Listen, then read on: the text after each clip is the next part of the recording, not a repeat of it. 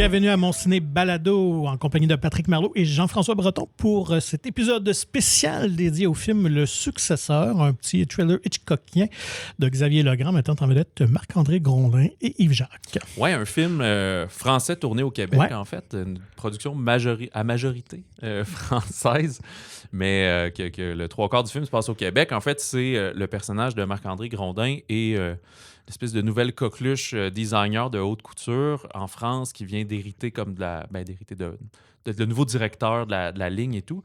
Mais il apprend que son père est décédé d'une crise cardiaque au Québec. Son père, de qui il était pas proche pantoute, on comprend qu'il est parti là, très jeune, à 17-18 ans de la maison, puis qu'il se donne pas de nouvelles.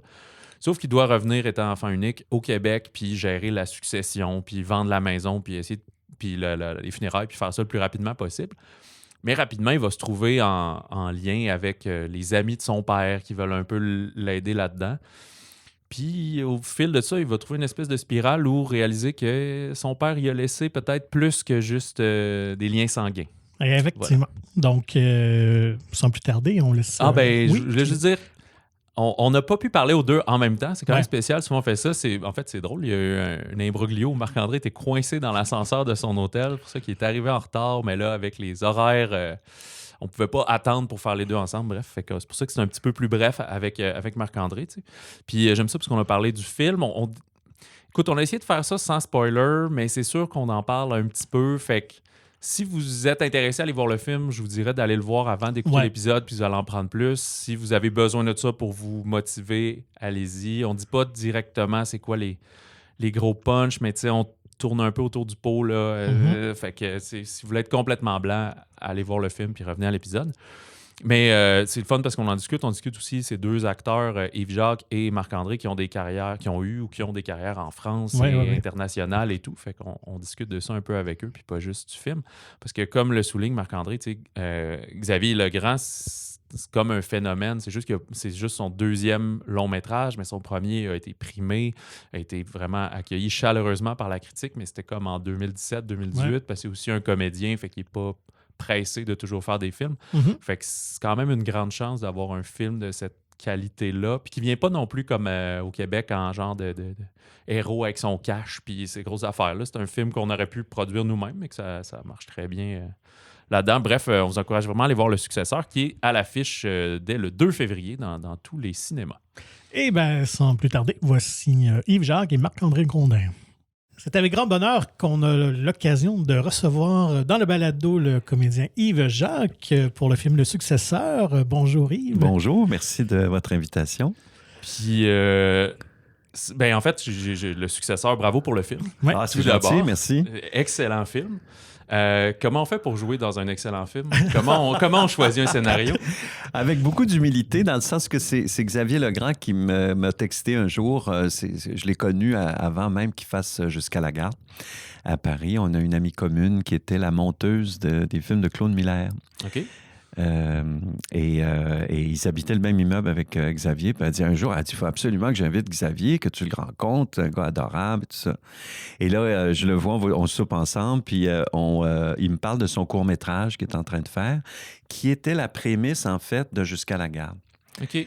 Et puis voilà, puis il me vient voir au théâtre. Je jouais à l'époque avec Isabelle Huppert à l'Odéon, à Paris, au théâtre de l'Odéon, dans un Marivaux. Moi, je suis allé le voir aussi dans le nord de Paris, à Vincennes, voir des pièces qu'il a jouées là-bas. Puis tout ça. Fait qu'on s'est échangé, puis à chaque fois que j'allais à Paris, on finissait par se voir, tout ça. Et puis là, il y a eu le gros succès de Jusqu'à la garde. Et puis après, c'est ça, je reçois un texto et il m'écrit: je suis en train de travailler sur mon deuxième film et je suis en train de t'écrire un rôle aux Petits Oignons. Je t'envoie le scénario bientôt. Oh boy! Hey, j'étais pas énervé à peu près parce que j'avais adoré Jusqu'à la garde. Okay. Et effectivement, c'est un rôle aux Petits Oignons et c'est ce que j'ai aimé, c'est qu'il m'a connu comme étant un bon gars, tu sais, ce que je suis, je pense, mais on me fait tellement jouer des rôles, des fois, à la limite du... comme, tu sais, dans Jésus de Montréal, c'est le démon. Là, dans C'est comme ça que je t'aime, je joue encore un mafioso. On l'appelle le diable incarné, dans la 3e saison de C'est comme ça que je t'aime. Tu sais, on aime ça me faire jouer, peut-être parce que j'ai des dehors où ça paraît pas... Tu sais, un méchant avec le sourire, c'est toujours plus intéressant gars qui a l'air d'un méchant. Alors donc, et là, pour une fois, on me fait jouer un gars ordinaire, un gars normal, si je peux dire, un peu banal, qui est simplement le meilleur ami du père que le fils n'est pas capable de supporter. Il n'a jamais été capable de supporter son père. Et donc, je vais essayer, moi, de le convaincre de se réconcilier à la mort de son père, au moins pour avoir la conscience en paix, tu sais. Alors, j'étais très content, moi, de cette offre-là. Et son écriture et le fait qu'il nous fasse jouer en québécois dans un film français quand même. Hein, c'est une majorité française. On ne dit pas ça, majorité française. À majorité francophone de France. Point de vue budget. Et donc, j'étais halluciné. Puis c'est un acteur. Alors, tu sais, c'est un gars qui sait c'est quoi être acteur, qui sait comment nous mettre en situation. Ça a été, tu sais, à part Marc-André, là, qui lui, s'est déchaîné parce qu'il y a vraiment le film sur les épaules, puis il y a des moments horribles à jouer. Moi, c'était plutôt agréable dans le sens que j'étais là pour... tu sais, c'était moi, alors j'avais pas à composer quoi que ce soit. C'était très agréable. Mais il y a quand même cette twist-là dans le film, sans rien divulgacher, où... on le sait pas si tu caches quelque chose, si ton personnage il est ambigu, complètement transparent. En fait, c'est ce que j'ai réalisé en regardant le film avec une salle. Puis j'ai fait, voyons. Et c'est que les gens pensent que je suis complice d'un événement, en fait, dans le film. Et ça, c'est pas du tout... Moi, j'ai pas eu à jouer ça. Au contraire, il fallait surtout pas que... plus je suis inodore, incolore, sans saveur, j'ai l'impression, plus on peut me mettre des intentions. Et je pense que c'est brillant de la part de Xavier Legrand de m'avoir fait jouer ça comme ça. Tu sais. Et justement, comment il est Xavier comme réalisateur? Est-ce qu'il laisse une part d'improvisation? Il tient beaucoup à ce qui est écrit sur papier? Ou... Oui, il veut... oui, mais dans le sens que c'est pas une mordicus, mais il tient à ce qu'on commence avec ça, comprends-tu? Puis surtout, il sait très bien s'entourer. Son producteur, Alexandre Gavras, le fils de Costa Gavras, le grand réalisateur, sa directrice photo, Nathalie, puis son assistante, Marie, sont avec eux, lui, là, tu sais, et surtout, il s'est associé Dominique Parenteau-Leboeuf, qui a co-scénarisé avec lui, parce que l'erreur qu'il aurait pu faire, c'est d'essayer d'écrire lui-même en québécois, ce qui est assez difficile quand tu connais pas la langue. Alors, il a réussi à trouver la perle rare. Et je trouve que c'est écrit, écoute, c'est comme on parle au Québec, là, tu sais, c'est vraiment... Et donc, lui... je sais, j'ai une séquence à un moment donné où je devais avoir comme une émotion parce que je reconnais chez le fils, je reconnais le père. Ouais. Et c'était écrit, il a un moment d'émotion et donc... Et à un moment donné, je le faisais 2-3 fois. Puis je me suis échappé, puis j'ai eu comme un rire, j'ai eu comme un... Ben, comme on voit dans le film, en fait, c'est ça qu'il a gardé, qui était plus naturel chez mon personnage. J'ai dit, ben oui, c'est un bon gars. Il fait, hey, tu ressembles à ton père. Tu sais, c'est... Comme on fait au Québec, là, tu sais, sans me mettre à brailler à côté de lui, tu sais, c'est ce qui... Puis moi, étant donné que j'ai perdu ma fille il y a plusieurs années dans le film, c'est un gars qui s'est fait une carapace aussi, tu sais, dans l'émotion. S'il braille, il va casser. Il faut pas qu'il casse, tu sais. C'est un gars qui se tient, là... ça prend des gens solides, hein, pour passer par-dessus ça, là, tu sais, ça doit être pire qu'un deuil de perdre un enfant, parce que tu dis, si elle est toujours vivante, où est-ce qu'elle est? Tu comprends? On a eu des cas tragiques au Québec. Ben, c'est ce que je dis, c'est ça. Alors donc, il dirige, il se laisse, il propose, puis il voit où est-ce que ça s'en va. Mais on tenait au texte, tu comprends? Je pense qu'on était fidèles au texte, nous aussi, tu sais. On tenait à ça, ouais. Puis, est-ce que tu avais été... Je pense toujours qu'il y a quelqu'un qui rentre, en fait. Non, c'est ça, on est sur l'heure de ben oui, je comprends. Non, il n'y a pas de problème, excusez-moi. Est-ce que tu as lu le livre d'où c'est tiré? Non. Là, ça sert moi, à j'ai rien. décidé, parce que j'ai déjà fait ça, comprends-tu, je me souviens pas quelle histoire, quel film, et je revenais toujours au réalisateur. Oui, mais dans le roman...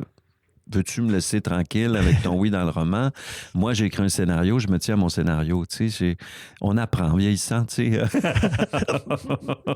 Je me souviens que Rémi Girard nous avait dit la même chose. Je pense que c'est une technique qui aide à avoir des belles carrières. Oui, c'est ça. T'es mieux de tenir tranquille. Tu sais, comme moi, j'avais l'habitude de voir le film comme quand on lit un roman, on s'imagine, on fait nos personnages, on fait nos endroits. Quand on lit un roman, on met en scène. Enfin, moi, je fais ça, là, tu sais. Et donc, je faisais ça quand je lisais un scénario. Puis souvent, j'arrivais sur le plateau de tournage, j'étais déçu. Je dis, voyons, comment ça fait qu'il tourne ça de même? Ben non, c'est pas de même qu'il faut. Puis là, je pouvais devenir tannant, puis j'ai appris à me taire. Parce que j'ai dit, quand tu feras ton film, Yves, vas-y, mais là, c'est pas ton film. Fait qu'à un moment donné, j'ai dit, OK, c'est pas mon film, c'est pas de mes affaires, c'est comme ça qu'ils veulent faire. Donc, je suis au service. J'ai appris à être au service, en fait, d'un réalisateur et d'une production, en fait. Puis, est-ce que c'est ça qui permet un certain détachement si jamais le film tourne mal? Ce qui n'est pas le cas ici, mais mettons, si c'est déjà arrivé. Tu veux dire, il tournerait mal après la... oui, mais tourner dans le sens que tu vois le résultat final, tu fais « Ah, c'était pas du tout ce que je pensais. » Oui, c'est ça. Tu dis « Ah, bon, c'est ça. C'était comme ça qu'il le voyait, puis c'est comme ça. » Au théâtre, c'est la même chose, hein? Okay. Fait que c'est ça, tu sais, à un moment donné, tu fais OK, là, c'est ça qu'il veut, tu sais. Mais je veux comprendre aussi, je veux bien comprendre. Est-ce que le survivant est arrivé? Est-ce que le survivant est là, non? Non. Alors, je tiens justement à être solidaire quand même là, quand je fais un film, puis tout ça, à moins de vraiment pas m'entendre avec la personne, mais c'est très rare que ça m'est arrivé. Okay. Heureusement, oui. Et comment s'est passée cette rencontre avec Marc-André Grondin? Écoute, il est tellement facile, Marc-André, là, c'est comme mon petit frère. Là, Puis on a joué de la batterie, nous, tous les deux. On est 2 batteurs, en fait. Et lui, il était malade de batterie. Je pense qu'il est plus malade de l'instrument que de jouer. Mais probablement qu'il joue très bien. Je ne l'ai pas entendu, mais j'en suis sûr. Et moi, j'ai joué beaucoup. J'ai fait même le Conservatoire de musique de Québec. Okay. Ouais, pas ça du tout. Pas très longtemps. Je l'ai fait un semestre. Ça veut dire quoi? Presque 6 mois. Et il voulait me garder, mais bon, il fallait que je finisse mes études. Puis j'ai réalisé que j'aimais mieux être devant le drum que derrière, en fait. Ben, c'est mieux de s'en rendre compte avant de virer le band à l'envers. Mais je l'ai toujours. D'ailleurs, là, je prépare un spectacle avec Mathieu Kennel à Espace Libre, puis je joue de la batterie dans le spectacle. Ouais. Puis vous partagez une scène très émouvante, toi et Marc-André, dans le film. Ouais. Est-ce que vous avez préparé ça en amont et de la répéter un peu, ou c'était on y va puis on plonge? Avant, j'avais cette scène où je m'échappe tout à coup et je parle de ma fille. Et j'ai un moment d'émotion que je retiens. Mais à la première prise que j'ai faite, Xavier m'a laissé vivre ça, tu sais, puis j'ai éclaté, là, puis j'ai pleuré autant que Marc-André plus tard, sauf que je pouvais pas, moi, m'écrouler. Parce que si un gars comme ça qui s'est tenu debout, c'est pas normal. S'il s'écroule pour la mort de son ami, pour la mort de sa fille, qu'est-ce que c'est? Bon. Ou la mort de sa fille, la disparition de sa fille. Fait que Yves, il dit, j'aime ça. Il dit, laisse-toi, tu t'échappes, mais tu te reprends tout de suite. C'est ce que je fais dans le film. Pour laisser, évidemment, aussi la place à Marc-André, à Elias, je devrais dire, le nom du personnage. Donc, ça s'est fait presque en une prise, hein, la prise où on pleure ensemble. Et très curieusement, en voyant le film il n'y a pas longtemps, je me suis rappelé que dans le déclin de l'Empire américain, je vivais la même chose avec Dorothy Berryman, qui vient pleurer dans mes bras quand elle apprend que son mari l'a triché. C'est drôle, hein? Reconnu pour être une épaule. Oui, une épaule. C'est ça. Puis, est-ce-tu le genre de film qu'on tourne dans l'ordre pour l'évolution des personnages ou... Moi, j'ai tourné dans l'ordre, à peu près dans l'ordre, ouais. Et je pense que pour Marc-André aussi, toute la séquence du sous-sol et tout ça, je pense que c'est assez... Il va vous le confirmer ou non, là, mais Xavier a essayé. Puis, tu sais, c'est un lieu unique. Hein? On avait pas des petits moments de voiture. Après ça, le salon funéraire, pardon. Donc ça, c'était pas chronologique. Okay. Mais ce qui était dans la maison, je pense qu'on l'a fait chronologiquement. Puis, j'avais une question. Puis, oui, puis moi, j'aimerais venir sur la séquence finale avec votre personnage, qui est quand même un peu ouvert, un peu ambigu. J'ai trouvé cette proposition-là intéressante. Puis... encore une fois, vas-y, je te... Non, c'est ça, on avait eu l'occasion de discuter avant pour un entretien, puis vous m'aviez révélé que dans le fond, qu'il avait tourné aussi quand même quelque chose d'un peu plus conventionnel, puis que ça a été finalement changé au montage. En fait, c'est que... il voulait voir un peu comment j'allais réagir, parce que moi je voulais pas voir le sous-sol. J'ai refusé de voir le sous-sol de tout le tournage. Okay. J'ai dit, parce que je veux me garder la surprise de le découvrir au moment où ça va arriver. Puis c'était le fun, parce que Puis je savais même pas où était la caméra. Je savais pas du tout de la façon qu'il avait placé ça. Et je rentre dans le sous-sol, puis là, je prends le tunnel, puis là, je découvre cette affaire-là. Et je l'ai vécu. J'attendais qu'il fasse cut, il faisait pas cut, ça fait que je l'ai vécu. me suis imaginé qu'il y avait des teddy bears, des poupées, puis tu dis, ben c'est moi qui avais donné ça. Puis là, tu fais, mais c'est l'endroit où ma fille, et là, j'éclate. Donc, j'ai fait une scène où j'éclate. Je me suis amusé dans l'éclatage de sanglots. Pour rien. Mais en même temps, c'était pas ça qu'il voulait, lui. Et c'est un homme très discret, hein, Xavier. Il aime mieux voir... il aime mieux pas voir, en fait. Il aime mieux qu'on s'imagine. Et ce qu'il voulait, en fait, c'est ça, c'est que je suis dans le cadre de porte, puis la respiration commence à changer. Et là, je traverse l'autre côté et on laisse ça à l'imagination des gens. Je trouve ça très beau. Oui, vraiment. Puis, je voulais peut-être sortir un peu du film. Oui. Vous aviez parlé en début d'entrevue. Est-ce que ça a été ardu de démarrer une carrière en France, en plus de conserver sa carrière au Québec?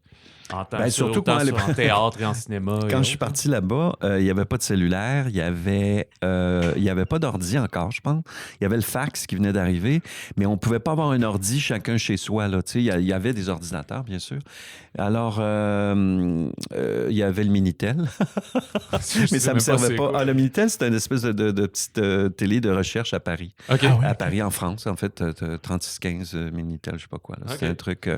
Oui, c'est l'ancêtre de l'ordi, en fait. Et donc, c'est ça. Quand je suis arrivé là-bas, en fait, je suis arrivé avec... je venais de faire La légende de Jimmy ici, de Luc Plamondon et Michel Berger. Et je connaissais... j'avais travaillé avec Jérôme Savary, qui avait le Théâtre national de Chaillot à Paris. J'arrivais pas les mains vides. J'avais fait Le déclin de l'Empire américain et Jésus de Montréal. Et j'avais fait quelques allers-retours aussi avant pour m'assurer que c'était possible. Bon, puis j'avais un ami qui m'avait prêté son appartement. Et c'est pour ça que je dis que je suis arrivé en 94, parce que ça a vraiment débuté en 94. Et donc, je vois ce metteur en scène-là, qui finit par me faire jouer dans son théâtre. Donc, la première fois que j'ai joué à Paris, c'est avec Rupert Everett. Je ne sais pas si ça vous dit quelque chose. Qui avait joué dans... Vous êtes jeune, vous. On a comme 10 ans de différence, puis ça aide sur des références comme ça. Rupert Everett, il a fait un merveilleux film sur Oscar Wilde dernièrement. Et il avait joué dans My Best Friend's Wedding, qui faisait l'ami de Julia Roberts. L'ami gay, je pense. Oui, c'est ça, oui. Puis... fait que ça, c'est ma première expérience. Et il y a une vieille casting française, Margot Capelier, qui m'appréciait beaucoup. Et Margot Capelier, à 20 ans, elle était script sur Les Enfants du Paradis de Marcel Carné. Et sur son vieillage, elle était devenue casting director, là, si je peux dire.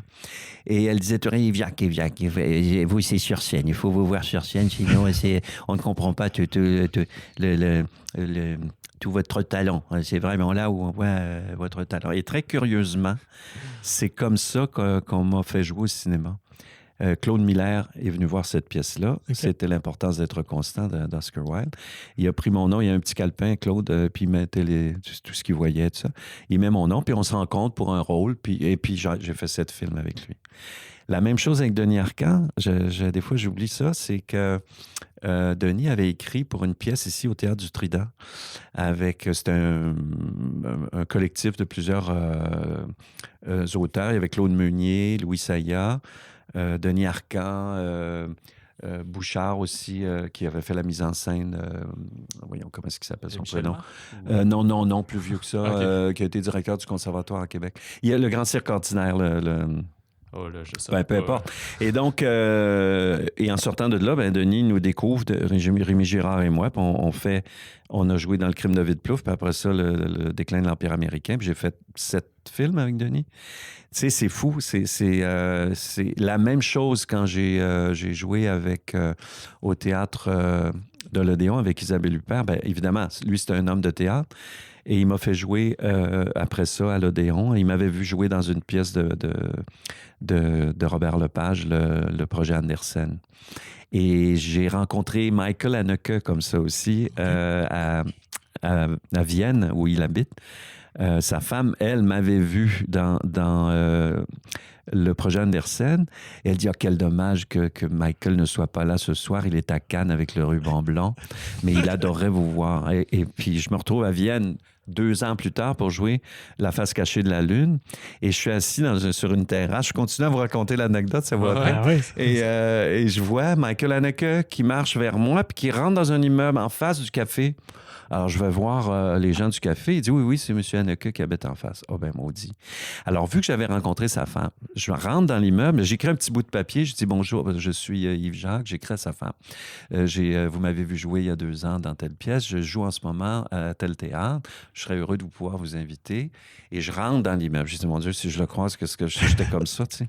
Et là, je cherche la boîte aux lettres Haneke, il n'y en a pas. Ouais. Mais il y a une boîte électrique. Ça fait que je plie mon petit papier pour faire un petit triangle pour que ça tienne sur le... Puis je la mets sur la boîte électrique. Une demi-heure plus tard, j'ai reçu un coup de fil, c'est Mme Haneke, parce que j'avais laissé mon numéro de cellulaire. Yves, nous allons vous voir dimanche en après-midi. Nous vous attendons au café du théâtre après pour prendre un verre avec vous. Ah ben bon, t'as dit.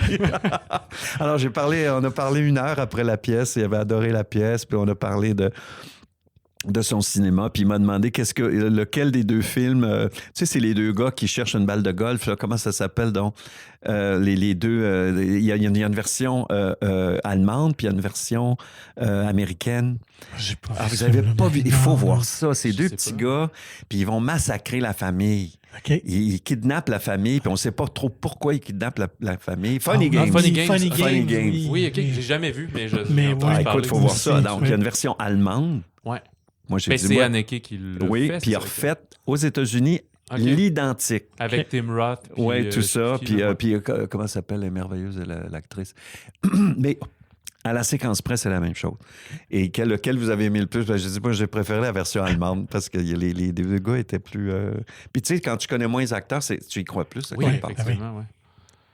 Fait qu'on s'est laissé là-dessus. Bon, après ça, qu'est-ce que tu veux? C'est la vie. Quand même. Mais c'est un bonheur de l'avoir rencontré, tu sais. Y a-tu refait des films depuis? Oui, il a Ok, fait quelque chose, ok. mais vraiment, là, je dis, il n'y avait rien pour moi là-dedans. Là, tu sais. OK, c'est ça. Non, juste pas... Et c'est quoi la principale différence que vous voyez entre tourner dans un film français et tourner au Québec? À part, C'est- j'imagine, les moyens. C'est le lunch, c'est le dîner. Oui, c'est ça. Le choix est plus Ben, vaste. c'est parce que les techniciens français, ils tournent pas s'il n'y a pas de l'alcool au lunch. Ben oui. Et puis c'est au dessert, il y a du fromage, il y a des desserts. Quand c'est une bonne production, tu as fromage et dessert. OK. Et quand ils n'ont pas d'argent, c'est fromage ou dessert. Je me souviens d'entendre les gars qui disaient, ouais, ici c'est fromage ou dessert, hein, c'est pas. Ah, ouais. Ah, ça, voulant dire qu'il ça était pas- quantifie Ouais, le- ils le- n'étaient pas la contents de la prod, les gars. Là, tu sais, c'était Ah, c'est drôle. drôle. Mais là, avec fromage, dessert puis alcool, l'après-midi doit être un peu mollo. Oui, mais là. moi, je touche pas à ça parce que je veux être bon dans mes séquences. Mais les gars, les techniciens, là, tu sais... puis t'arrives, tu commences à tourner tard. Tu sais, comme j'ai tourné avec Fabrice Lucchini. Lui, il commence à tourner... il arrive sur le plateau à midi, à peu près, là, tu sais. Ok. Puis fait que on va au maquillage coiffure vers 10 h. Puis à midi, on commence à tourner, tu sais. Ok. Mais c'est souvent comme ça en France. Alors qu'ici, ben, on fait très tôt le matin. Puis on s'en va jusqu'à 7-8 heures le soir. là, Mais tu sais. là-bas, la journée finit plus tard ou ils font juste une plus courte journée? Ils font une plus courte journée. OK. Ouais. C'est beaucoup plus agréable, en fait. C'est moins... On est moins dans le... Au cinéma, en tout cas, on est moins dans, Oui, oui. dans le poussif qu'on est ici, là, tu sais. Ouais, ici, Ouais. si t'as Puis c'est 21 vrai jours que- de tournage, Ouais. là, ils Puis vont il est être rempli. costauds. là. Ah, ouais, il y a plus d'argent consacré aussi au film, tu sais, Ah, oui. qu'ici, là, tu sais, c'est quand même, il faut le dire, là, tu sais. Puis au théâtre aussi, là, tu sais, les théâtres nationaux, ils ont de l'argent. Ça n'a pas de bon sens, là, tu sais. Mais ça va, j'imagine, avec le bassin de Aussi, bien sûr. de spectateurs potentiels. Ouais, et tout, ouais, là. ouais. C'est un peu l'enjeu. Puis pour le quand tu Québec, sais là. que chaque billet que tu achètes quand tu vas au cinéma en France retourne au cinéma français. Même si tu vas voir Titanic ou tu vas voir un film américain, ils ont réussi à négocier Ouais, il y a ça, un les genre de Français. taxe, c'est ça? Et il y a une partie du prix que tu as payé pour ton billet, même pour un film américain, qui retourne au cinéma français. On a essayé de faire ça ici avec Denise Robert, avec Mme Baudouin, qui était au PQ à l'époque, Oui, puis ok. les majors n'ont rien voulu savoir. Ah, ben, Faudrait à la limite que tout le Canada embarque d'une Oui, certaine façon. exact, Ça aille c'est ça. avec Téléfilm C'est pour Canada. ça que tu as toujours ce fameux prix hommage au César à une vedette américaine. C'est aussi, ça Ah, fait ok. partie du deal. Que Ah, c'est- ouais, ok. ça va être Christopher Nolan cette année. Ouais, je comprends ouais, pourquoi. ouais. ok. OK, intéressant. Ben, merci pour cette belle conversation. Et on souhaite aux Ben, gens de découvrir absolument le Ah, oui, successeur. oui. Ouais. Un bon petit thriller Hitchcockien. Merci, messieurs. Merci. On accueille maintenant Marc-André Grondin pour le film Le Successeur. Bonjour Marc-André. Bonsoir. Grosse aventure d'ascenseur, faut dire. C'est pour Tout ça droit qu'on a- sorti de l'ascenseur. C'est ça, c'est pour ça qu'on n'a pas réussi à voir Yves et Marc-André en Ouais, même temps. C'est ça. Écoute, pour continuer, je suis pas claustrophobe, fait que ça s'est super bien Ok. passé. mais c'est quand même un scénario qui peut être vraiment anxiogène, comme le film. Oui, vraiment. Tout à fait. On a posé un peu la question d'entrée de jeu à Yves. Comment on fait pour se retrouver dans un bon film comme ça, d'un réalisateur français tourné au Québec, coproduction? Est-ce que sais-tu si Xavier avait toi en tête comme rôle principal ou t'as auditionné pour ça? J'ai pas auditionné. Non, en fait, c'est beaucoup de chance. La réponse, c'est vraiment beaucoup de chance. Parce que moi, j'ai tourné une série avec Denis Ménochet qui s'appelle encore Spotless. Je savais qu'il y avait un lien avec ça. Puis je sens que je suis un des seuls qui a écouté cette série-là. Je suis déçu qu'il n'y ait jamais eu de deuxième saison. Ouais, un moment donné, j'étais déçus. sûr. Ça a été vraiment un capharnaüm de production, tout ça. Puis ça a fait en sorte que quand il était prêt à tourner la saison 2, c'était genre 6 ans après. Là. Fait qu'il était trop tard. Là. Fait que, mais c'est ça. Puis moi, je me suis lié d'amitié avec Denis. On tournait 6 jours semaine pendant 6 mois ensemble. On était vraiment proches. Donc par la suite, j'ai vu Jusqu'à la garde parce que je connaissais Denis encore plus. Puis j'ai été vraiment sur le cul quand j'ai vu ce film-là. Denis, il fait une des plus belles prestations que j'ai vues au cinéma. Il est incroyable. Quelqu'un qui voit juste ce film-là va avoir des réticences envers Denis Ménochet. 100%. Tu vas penser qu'il est de 100%. même. Puis tu sais, Denis, c'est un être complexe, mais c'est une pièce d'homme aussi. Là. Il est vraiment massif. Mais tu sais, moi, Denis, on se fait des câlins, puis il est chatouilleux, là, tu sais, mais il m'a vraiment, vraiment fait peur là-dedans. Là, tu sais. Donc, je savais que c'était un bon directeur d'acteur, Xavier Legrand. Je l'avais sous mon radar. Puis Denis, il a parlé de moi. Et on a le même agent. Puis, un moment donné, j'étais de passage à Paris. Je m'en allais à un mariage, écoute bien. Puis, pour la petite histoire. Puis mon agente a fait, Xavier, puis il aimerait ça te rencontrer, prendre un café avec toi. Fait qu'on s'est rencontrés comme ça. On a jasé un peu. Pris une petite heure, un café. Puis il m'a raconté qu'il y avait un projet de film éventuellement, probablement avec un Québécois qui travaille en France puis qui n'est pas retourné au Québec depuis longtemps, puis que éventuellement, il doit retourner, s'occuper de la succession de son père. Son père décède, son père de qui il n'était pas proche, tout ça. Puis je fais, OK. Puis, on connaît ça, nous autres, les relations père-fils au cinéma québécois. Fait que, c'est bon. Puis, pas une nouvelle après pendant des années, mais c'était pas une offre. Là. C'était juste, il m'en a juste parlé comme ça. J'ai pas pris pour acquis que ça allait être moi non plus. Mm-hmm. Puis, éventuellement, j'ai reçu un courriel avec le scénario. Puis, Xavier t'offre de jouer dans son film si ça t'intéresse. Puis, j'ai commencé à lire ça. Puis, j'ai fait, écoute, c'est le deuil. Bon, je sais pas, il va peut-être. Je sais pas, comprendre des choses sur son père, puis un moment donné, je tourne une page, j'ai fait « Oh shit, c'est pas pantoute le film que je pensais que ça allait être. » Comme spectateur, ça fait cet effet-là aussi. Tout à fait. De là, l'importance de toujours essayer de rien dire, mais en même temps, préparer le monde à quand même, tu sais... on se doute aussi avec la bande-annonce que c'est un film à punch. T'sais, il va se passer quelque chose, là. Mais on se doute pas de la noirceur non, du exactement, non, c'est ça. Ouais. Puis est-ce que c'est dur pour toi, pendant le tournage, de garder ce niveau d'intensité-là, d'anxiété? Puis c'est quand même un rôle assez physique aussi, quand même, là, où on est dans la joie, puis action, puis on y va, on plonge. Un peu des deux, ouais. Ouais. Moi, je suis très comme ça, là, très... Pas je trop fais des jokes. acting, Non, je fais des jokes, puis tout, puis action, j'embarque dans le truc. Peut-être une façon aussi de se protéger, puis premièrement, il faut bien avoir du fun, parce que sinon, ce serait vraiment en poche là, d'être tout le temps pris d'anxiété pendant le tournage. Mais aussi, je pense, pour me rappeler, puis pour rappeler au monde que je me prends pas au sérieux là-dedans, parce que c'est quand même intense, ces scènes-là. C'est gros, c'est énorme. Fait que, mais il y a eu quand même deux scènes où après, on a fait peut-être 2 prises de ces scènes-là, là, puis j'avais un petit shake nerveux. Tu sais, comme quand, je sais pas, là, ça m'est déjà arrivé quand j'étais petit, j'ai eu un petit accident de voiture, là, un petit accrochage, mais qui a comme secoué, puis après, j'avais un petit shake nerveux. Mais j'ai eu ça, c'est la première fois que j'avais ça. Puis c'est sûr qu'il y a une scène plus vers la fin du film là, où ça a été très très long, fait que tu te préserves un peu entre les prises. Mais en règle générale... Par contre, je rentrais chez nous le soir, puis tu sais, je soupais on tournait de nuit beaucoup, là, fait que tu sais, je mangeais quand même avant de me coucher, il était peut-être 4h30 du matin. Puis j'ai regardé un peu des true crime. Là. Je restais quand même un peu dans un truc un peu glauque. Là, ouais, puis c'était comme à l'hiver, fait que ça devait prendre du temps avec le soleil se lève. Exactement, juste, c'est ça. Mais en même temps, il fallait quand même que... Je peux pas m'attarder là-dessus parce que 4 heures, 5 heures après, les enfants se réveillaient puis la vie continue. Ouais. Puis toi, comment ça a été je jump un peu d'un truc à l'autre, mais de jongler, on a parlé avec Yves, avec ta carrière française, qu'à un moment donné, t'as vu une opportunité, t'as pris un leap, c'était quoi, en 2005 à peu près? 2007? Ben écoute, moi, après Crazy, j'ai fait de la tournée de promo pour le film, puis il y avait des sorties dans d'autres territoires, des festivals, tout comme ça, puis il y a un très, très gros agent en France, à Paris, qui m'a contacté parce qu'il voulait me représenter. Puis j'étais comme, bon, c'est un agent, pas grave. Là, puis je m'en allais à Madrid faire la sortie de Crazy en Espagne. Puis lui, il s'en allait voir Stéphane Rousseau, qui tournait Astérix dans un studio en Espagne. Fait qu'on s'est rencontrés à mon hôtel, on a jasé. Puis il m'avait dit, il y a des rôles pour toi.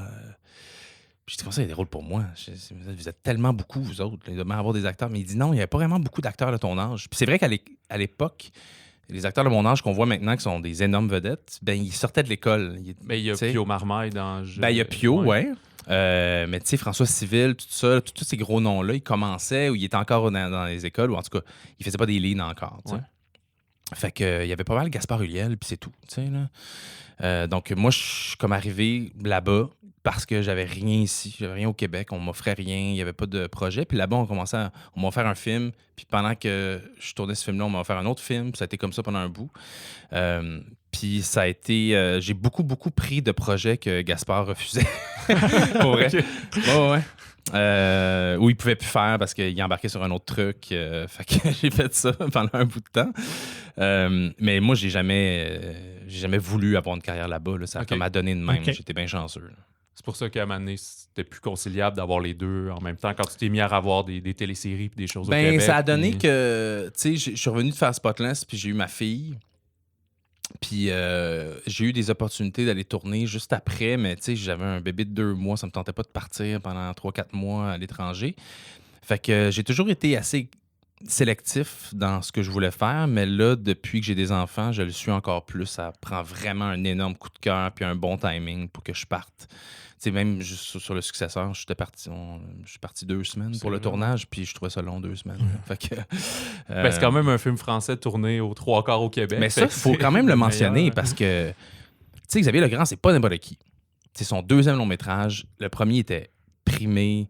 Son court-métrage avant est allé aux Oscars. Tu sais, genre, le gars, là, peut faire ce qu'il veut, puis il décide de faire un film qui se passe à 80% en québécois. Ouais. Tourné en québécois aussi. Oui, puis pas dans les grandes montagnes du Québec, puis les beaux lacs et tout ça. Là. Non, dans la banlieue dans un bungalow. Dans un bungalow. À Repentigny. Ouais, tu sais.